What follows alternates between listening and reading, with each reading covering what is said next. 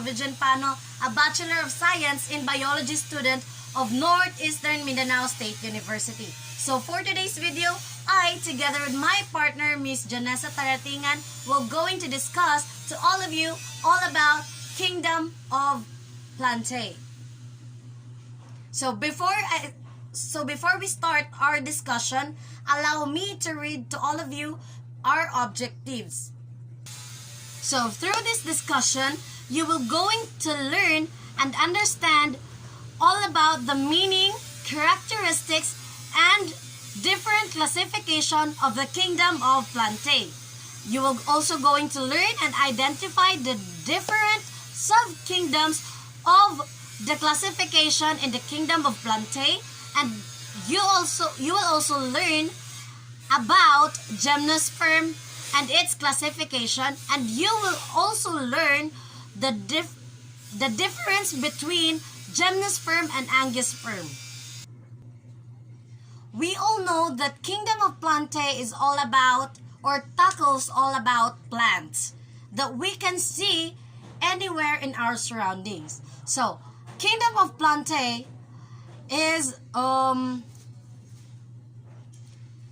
group that includes autotrophic, multicellular, photosynthetic eukaryotes. These are mainly non-motile, embryo-forming, and function primarily as the producers in the ecosystem because they can fix solar energy in chemical energy through photosynthesis. They also has a rigid cell wall mainly made up of cellulose. So, Kingdom of Plantae characteristics. So again, Kingdom of Plantae characteristics are the plants that are essentially autotrophic, chlorophyll-containing, non-motile organisms. They are multicellular, eukaryotic organisms. They have a cell wall in their cells made up of cellulose, hemicellulose, and pectin.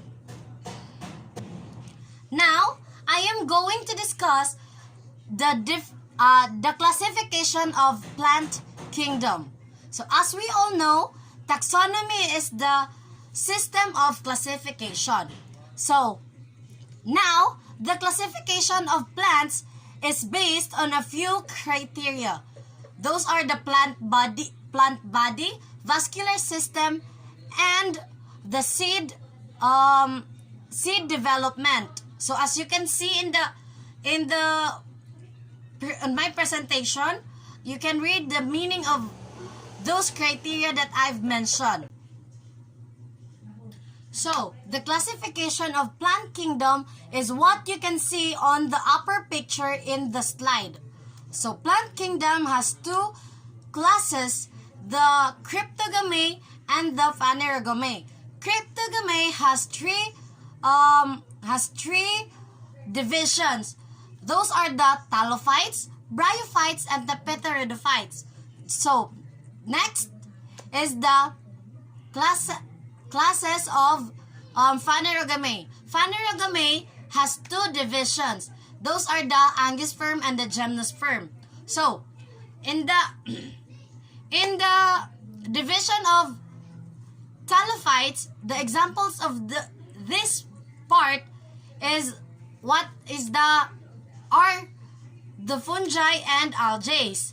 Those are the example of fungi are the mushroom. So, and the next one is the bryophytes, which the examples are the lichens, the mosses, and the liverworts. And the last division of the Cryptogame is the bryophytes. I mean Pteridophytes. Pteridophytes examples are ferns.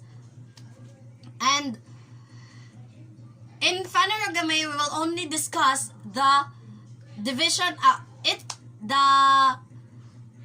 the gymnosperm division, which we're going to discuss by my partner, Janesah Taratingan. Hello, good morning everyone. I am Janesah Taratingan, and I will continue our topic, gymnosperm. There are 4 classifications of gymnosperm. 1 is the cycads, 2 is the ginkgos, 3 is the gnetophyta, and the last is cuneiforms. Let's start with the cycads. Palm-like plants found mainly in tropical and subtropical regions first appeared about 320 million years ago during the Carboniferous period. Reproduction structures are reduced leaves with sporangia attached loosely or tightly clustered into cone-like structures near the apex of the plant.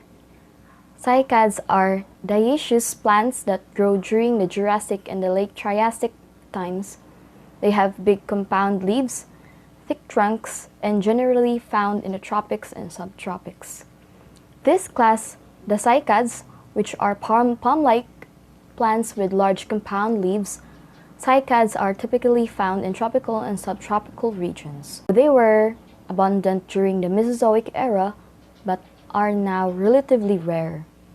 Examples of cycads include cycas and zami. And these are the illustration of the examples of cycas. And number 2, ginkgos. Ginkgos, also known as Ginkgo biloba, is a genus of non-flowering seed plants. The tree was preserved in temple grounds in China and Japan. The genus is also known from the fossils that date back nearly 200 million years and are nearly identical to present-day trees. It is easily recognized by its fan-shaped leaves and dichotomous pattern of vein. The leaves on the spur shoots are more or less entire, whereas those on the long shoots and seedling are deeply lobed. The ovulate trees produce an abundance of trees which have a particularly obnoxious odor. This species is also widely used in ethnomedicinal trade. This class consists of a single living species, Ginkgo biloba, commonly known as the ginkgo tree. Ginkgo trees have unique fan-shaped leaves and are often planted as ornament trees. They are considered living fossils as they have remained relatively unchanged for millions of years. This is a living group animal, with ginkgo trees being the only surviving species. Ginkgo trees are characterized by their fan-like leaves and have a variety of uses during medicinal purposes. And these are the example. This is the illustration of the Ginkgo biloba trees and their plants. And the third one is classifications of gymnosperm is gnetophyta. The gnetophyta class comprises 3 distinct genera: Gnetum and Adephera and Velvetica. Gnetum species are tropical climbing vines or shrubs with broad leaves. Adephera species are small shrubs found in arid regions and are known for their medicinal properties. Velvetia is a unique plant found in Namib Desert with only 2 long-lived leaves that continuously grow throughout its lifespan. And gnetophytes are relics from an earlier time and typically comprise tropical plants, trees, and shrubs. They have colorful leaves and vary from other gymnosperms as they have visual elements in their xylem. And this is the illustration of the 3 distinct types of the gnetophytes that describes where the plants have lived, like in the desert. And the last one is the cuneiforms. This is the largest class of the gymnosperm and includes familiar trees such as pines, spruces, firs, and cedars. Cuneiforms are characterized by their needle-like or scale-like leaves and the production of cones for reproduction. They are widely distributed and can be found in various habitats around the world. Cuniferns are the most commonly known species among the Gymnosperm family. They are evergreen and have male and female cones and are found in temperate zones. And this is the example picture about the cuniferns. This is the cone-like shape. And the last one is angiosperm.